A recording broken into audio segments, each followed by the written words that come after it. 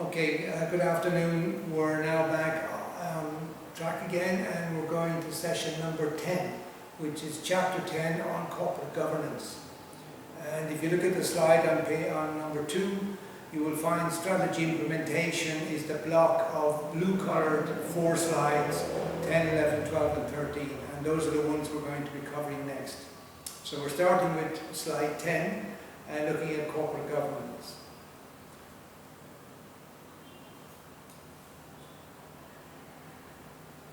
So corporate governance is a set of mechanisms used to manage the relationship among stakeholders and to determine and control the strategic direction and performance of the organization.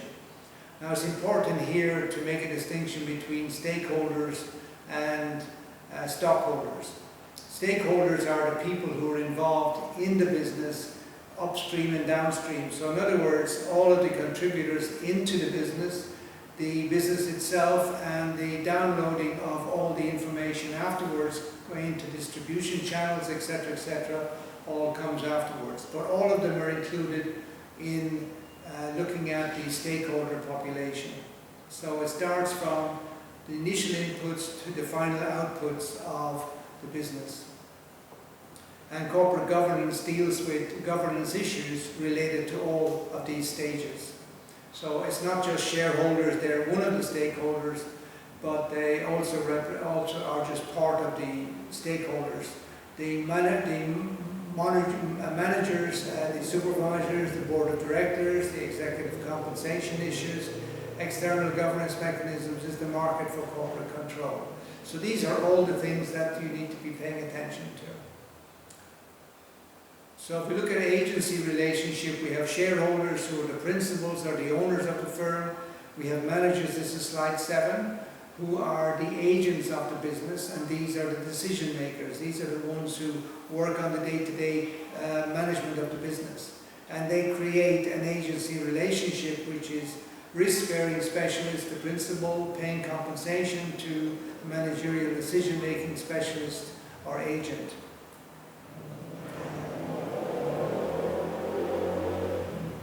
So in this agency relationship, they delegate the decision-making to another party or the agents in return for compensation as a decision-making specialist who performs the service. So the board of directors are passing down, delegating the decision-making responsibility to the management group of the company.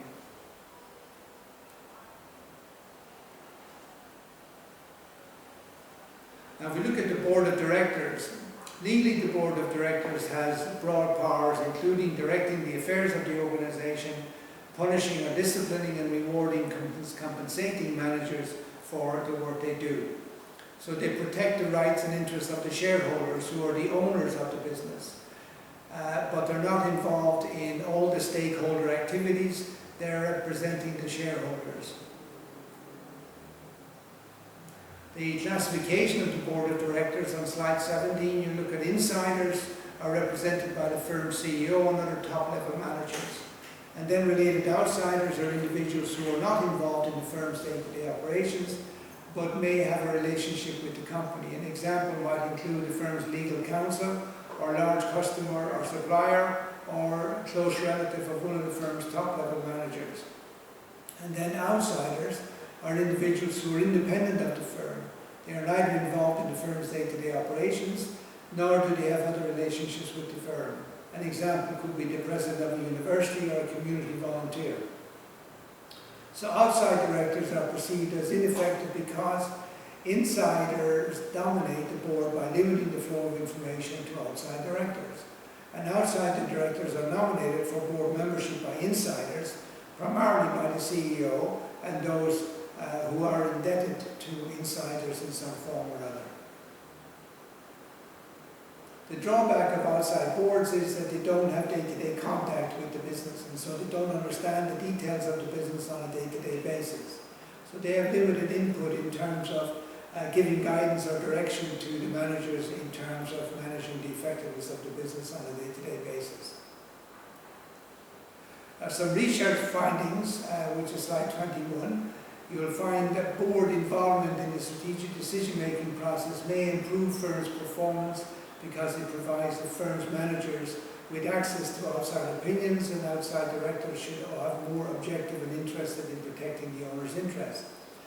But however, they're limited in what they can do. They're limited in what they can guide or provide as inputs to the managerial group, who are the people who manage the business on a day-to-day basis. So research shows that boards working collaboratively with management make higher quality decisions, strategic decisions. So where the board is kept informed by the managerial group, particularly by the CEO or chief executive of the company, then they are in a better position to add value to the overall decision making of the company or organization. So they make decisions faster, they make decisions more effectively, and they become more involved in the strategic decision-making process on the whole.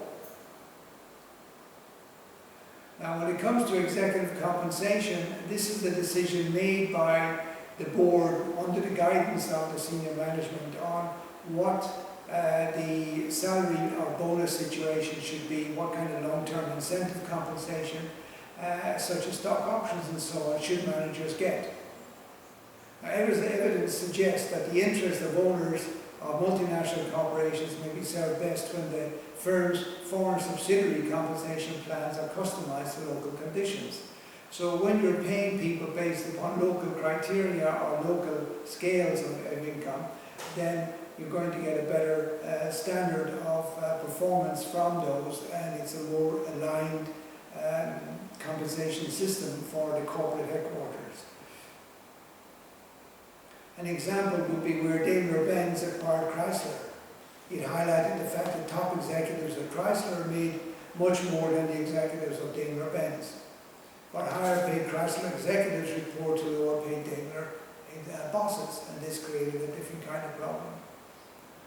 The effectiveness of compensation, executive compensation, shows that managers owning more than 1% of the firm's stock are less likely to be forced out of their jobs.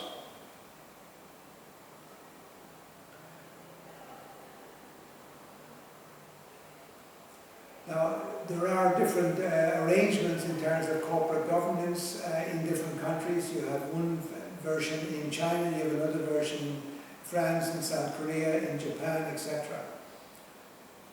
And then if you go on to Global Corruption Index, I have a slide here dating 2018, and this is the most up-to-date data that I have on who are the least corrupt countries in the world. And it's topped by Denmark, followed by New Zealand, Finland, Singapore, and Sweden, and Switzerland. If we look at it from an ASEAN point of view, the least corrupt countries are Singapore, Brunei, Malaysia, Indonesia, Thailand, Philippines, Vietnam, Laos, and Myanmar, and Cambodia. So you can see that Indonesia here is the fourth least corrupt country of the 10 ASEAN countries. Now when we look at the ASEAN plus 6 members, we can see that New Zealand, Australia, and Japan are the 3 countries that are least corrupt when it comes to supporting ASEAN. The countries that are also part of the ASEAN plus 6 are Korea, China, and India, where they are much more highly corrupt. In South Korea is 45th, China 87, and India 78 as terms of corruption index based on the 2018 data.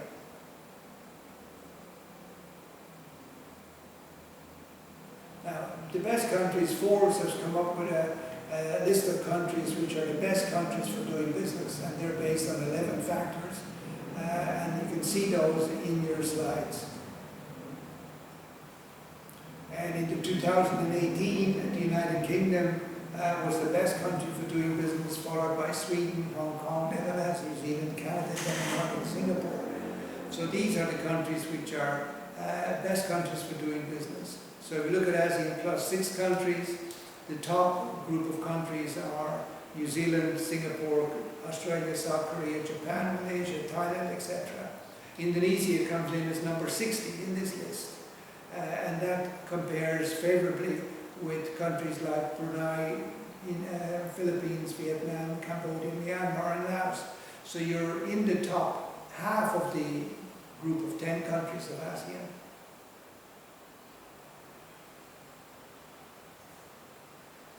I think that's all we'll do for today in this session. Thank you.